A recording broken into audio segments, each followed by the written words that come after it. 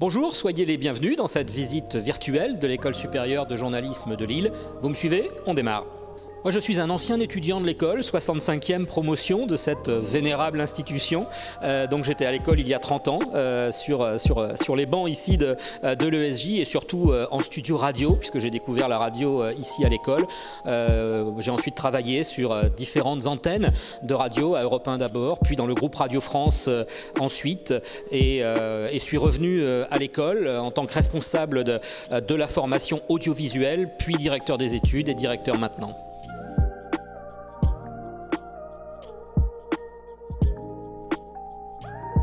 L'ESJ est une école qui est en train de préparer son 100e anniversaire. C'est une vieille dame, une école associative, une asso loi 1901 à but non lucratif, dans laquelle ses anciens étudiants sont extrêmement impliqués.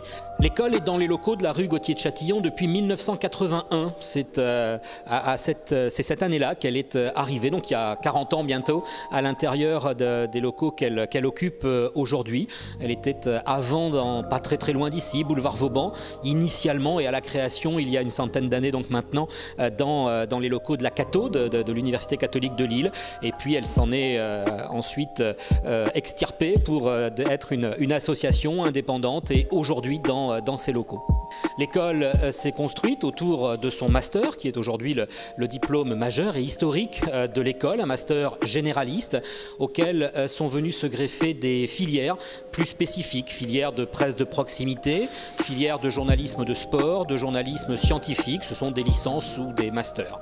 L'école, c'est aussi un engagement dans la préparation au concours d'entrée des écoles reconnues par la profession, par le biais de son académie ESJ, qui est un parcours post-bac en lien avec l'Université de Lille, par le biais aussi de sa prépa égalité des chances qui permet tous les ans à des jeunes boursiers d'être préparés, accompagnés jusqu'à la porte d'entrée des concours aux écoles, et puis aussi une télépréparation accessible à toutes et à tous pour pouvoir préparer ces fameux concours d'entrée. L'école, c'est un engagement aussi de longue date sur une plateforme de formation à distance, plateforme qui héberge des formations spécifiques, des diplômes comme un master international en management des médias, comme une licence plurimédia à destination de publics internationaux et aussi d'autres parcours comme un master lié aux questions climatiques avec évidemment aussi en cette période de crise sanitaire des interventions dans l'ensemble des parcours de l'école qui se font sur cette plateforme de formation avec des enseignements hybrides. L'école, c'est enfin un engagement autour de la notion d'éducation aux médias et à l'information. Nous sommes persuadés qu'il faut expliquer, qu'il faut montrer comment fonctionne la profession, comment se fabrique l'information, et cet engagement en éducation aux médias, elle se fait auprès de jeunes de classes de primaire, auprès de collégiens, auprès de lycéens et plus globalement auprès de tous les citoyens, de tous ceux qui ne sont pas journalistes mais qui veulent comprendre, veulent savoir comment se fabrique l'information. C'est important, nous semble-t-il, à l'école que de sortir des murs pour expliquer à toutes et à tous ce qu'est le journalisme et comment se fabrique l'information.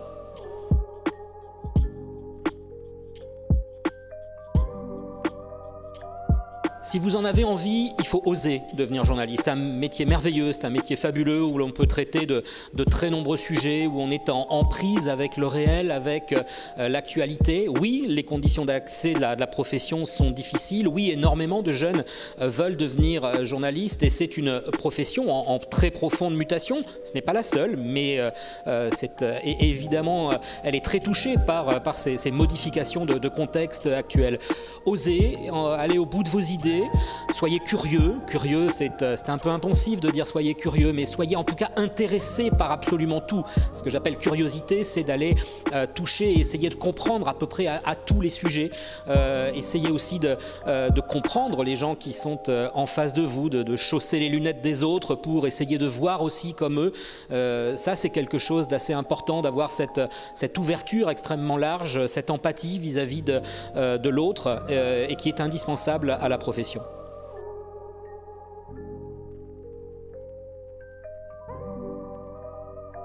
Il y a en tout cas des certitudes qui existent à l'école. La certitude qu'il faut à la fois être totalement en phase et en connexion avec l'évolution du contexte de la profession, avec l'évolution des outils. Ça, c'est quelque chose qui est indispensable. Le métier évolue fortement, la formation aussi évolue fortement. Et il y a aussi une autre certitude, c'est que les fondamentaux de la profession, eux, sont toujours là.